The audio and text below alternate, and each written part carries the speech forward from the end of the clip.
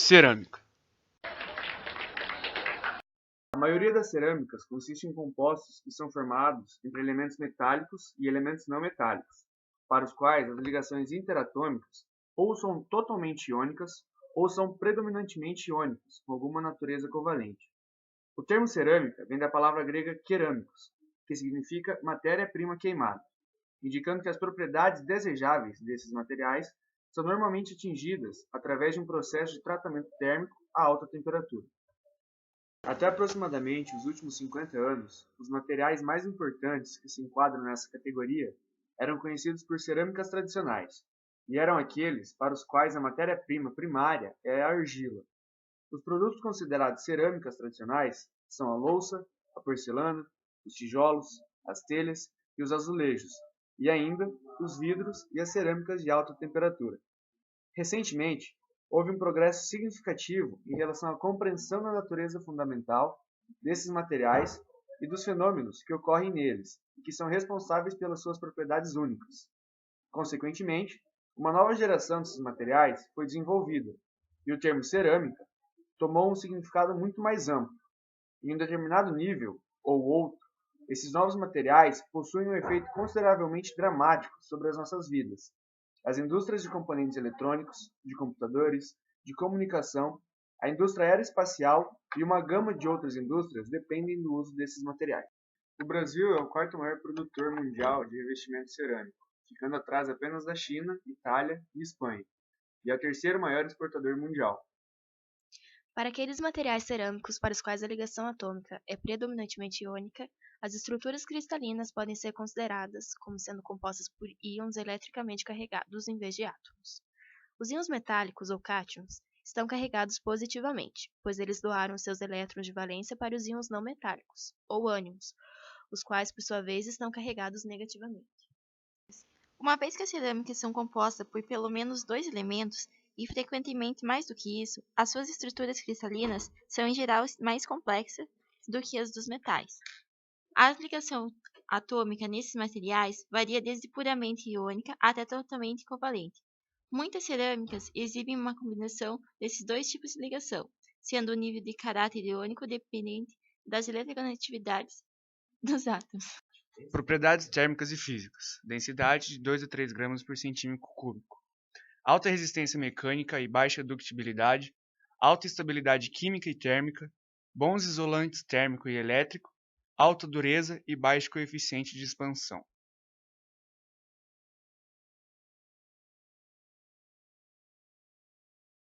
Em primeiro lugar, é difícil preparar e testar amostras que possuam a geometria exigida.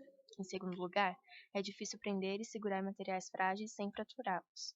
E em terceiro lugar, as cerâmicas param após uma deformação de apenas aproximadamente 0,1%, o que exige que os corpos de prova de tração estejam perfeitamente alinhados, com o objetivo de evitar a presença de tensões de dobramento ou flexão, as quais não são facilmente calculadas.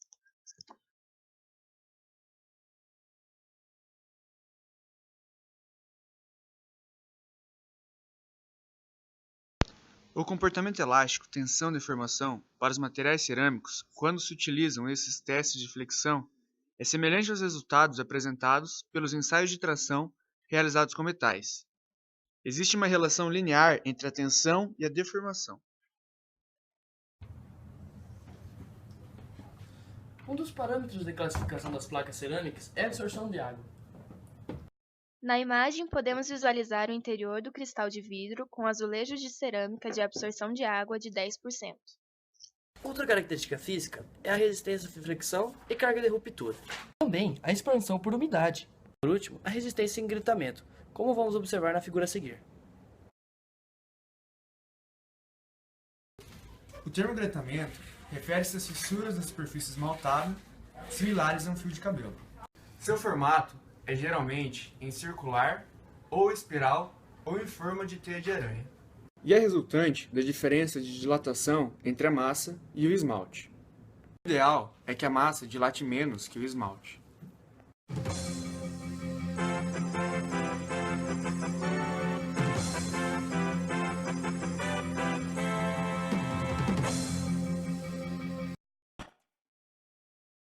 No vídeo a seguir, vamos observar como é que é a produção de materiais cerâmicos. Existem muitos métodos de produzir as peças. Pode ser por colagem, torneamento, extrusão, prensagem ou injeção. Depois vem a secagem. Ela pode ser natural ou artificial. Nesta etapa, ocorre a eliminação por evaporação de grande parte da água livre. A última parte do processo de fabricação de materiais cerâmicos é a queima. O que vai definir a temperatura desta etapa é a composição química da mistura para se conseguir certas reações. A maioria dos materiais cerâmicos se enquadra dentro de um esquema de aplicação e classificação. Os vidros são um grupo familiar de materiais cerâmicos. Os recipientes, as janelas, as lentes e a fibra de vidro representam aplicações típicas desse grupo. Os vidros consistem em silicatos não cristalinos, que também contêm outros óxidos, os quais influenciam as suas propriedades. As duas principais características positivas desses materiais são a sua transparência óptica e a relativa facilidade segundo a qual eles podem ser fabricados. As cerâmicas têm papel-chave em muitas aplicações tecnológicas, como na eletrônica, na óptica e na área de energia. Vários materiais cerâmicos familiares na construção civil são classificados como cimentos inorgânicos. Cimento, gesso de Paris e cal, os quais como um grupo são produzidos em quantidades extremamente grandes. A característica especial desses materiais é que quando são misturados com água, eles formam uma pasta que subsequentemente pega e endurece. Esse comportamento é especialmente útil no sentido de que estruturas sólidas e rígidas, com praticamente qualquer forma, podem ser moldadas rapidamente.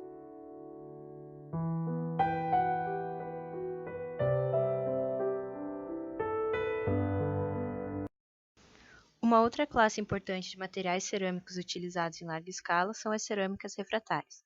As propriedades características desses materiais incluem a sua capacidade em resistir a temperaturas elevadas sem fundir ou se decompor, e a capacidade de permanecer são reativos e inerte quando expostos a ambientes severos. Além disso, a habilidade desses materiais em proporcionar isolamento térmico é, com frequência, uma consideração importante. Materiais refratários são partes importantes de equipamentos utilizados na produção e refino do aço, manuseio de metais e vidros, em fornos de tratamento térmico e equipamentos que operem em altas temperaturas.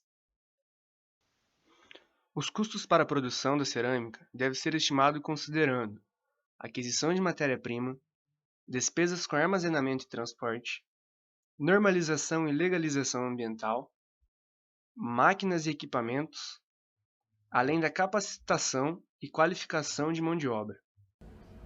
Como podemos ver, os materiais cerâmicos são usados de diversas aplicações.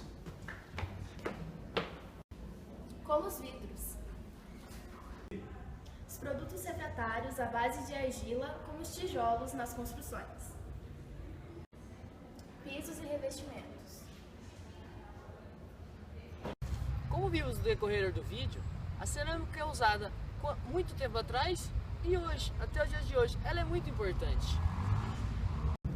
Isso é tudo, pessoal.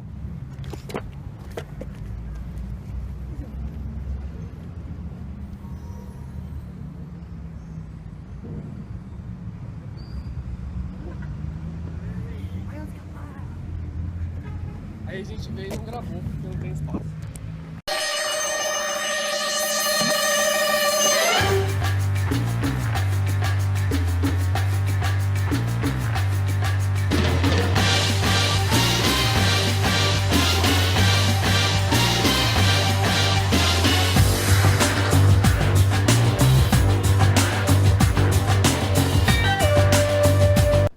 Podemos. Não vai dar.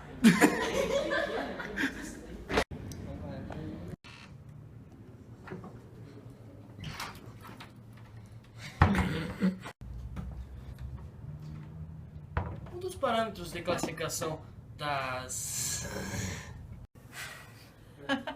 Seu formato é geralmente...